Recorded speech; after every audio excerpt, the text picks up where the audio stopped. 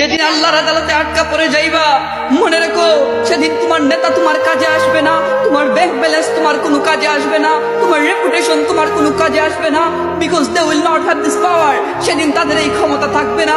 সেই দিন শাফায়াতের মালিক হবেন একজন, তিনি সরকারে মদিনা, দু জাহানের বাদশা, শামসুল হিদায়া, খাতমুন নবুওয়া, সাইয়্যিদুল মুরসালিন, শাফিল মুজনবিন, আনিসুল গালিবিন, রাহাতুল আশিকিন, মুরাদিল মুশতাকিন, শামসুল আরিফিন, মিসবাহুল মুকাররবিন, সাইয়্যিদুস সাকালাইন, নবিউল হারামাইন, ইমামুল কিবলাতাইন, রাহমাতাল আলামিন, নবী কামলি ওয়ালা মুহাম্মাদুর রাসূলুল্লাহ সাল্লাল্লাহু আলাইহি ওয়াসাল্লাম।